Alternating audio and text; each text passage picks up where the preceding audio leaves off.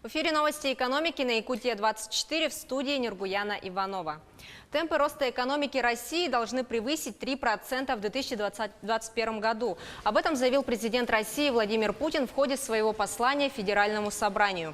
Президент отметил, что впервые в истории резервы России полностью покрывают внешний долг. Он добавил, что правительству и Центробанку нужно выйти в целевые показатели инфляции. Глава государства в послании Федеральному собранию рассказал о предстоящих мерах по повышению благосостояния граждан.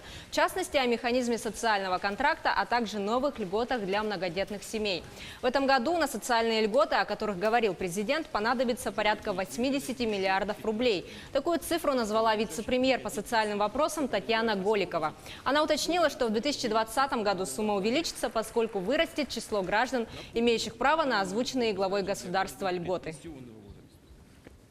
То, что касается 2019 года, то средства в бюджете есть. У нас сейчас на какие-то меры заложены финансовые ресурсы, и нам нужно принять только нормативные документы или уточнить нормативные документы для их реализации, сказала вице-премьер по социальным вопросам Татьяна Голикова. Также в своем послании глава государства выступил с предложением создать специальную цифровую платформу, чтобы предприниматели могли сообщить о давлении на бизнес. В тестовом режиме платформа должна быть создана к концу этого года. Путин отметил, что несмотря на все призывы, ситуация во взаимоотношениях бизнеса и правоохранительных органов не улучшается.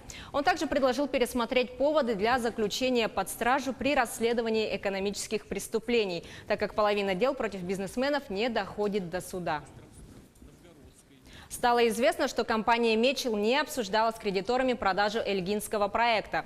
Ранее газета «Ведомости» сообщала, что проект может быть продан для погашения долгов.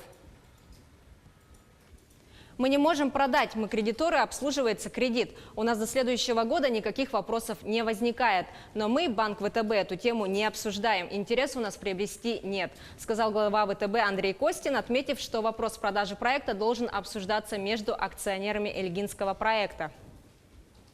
«Не знаю, со мной не обсуждали», – сказал глава Сбербанка Герман Греф, отвечая на вопрос, известно ли ему о планах Мечела продать эльгинский проект.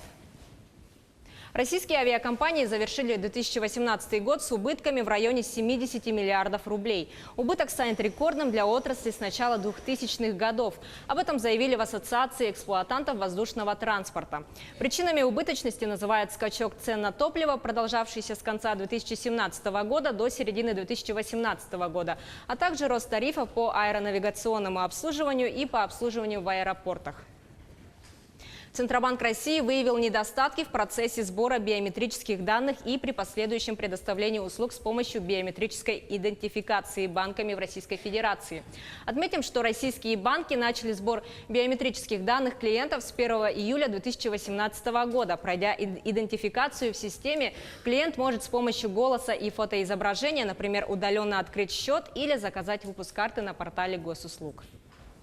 В 2019 году на ремонт дорог в Ленском районе из районного бюджета будет выделено более 310 миллионов рублей. Средства предусмотрены на асфальтирование и благоустройство городских, поселковых и межселенных дорог. В первую очередь деньги пойдут на завершение ремонта дорог в центре города Ленска.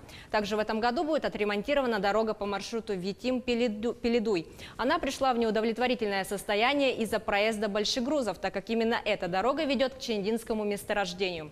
Компания «Газпром» выделила на ремонт дорожного полотна 81 миллион рублей. Деньги были перечислены в бюджет района, поэтому также вошли в муниципальную программу. На этом у меня все. Оставайтесь в курсе экономических событий на Якутия-24.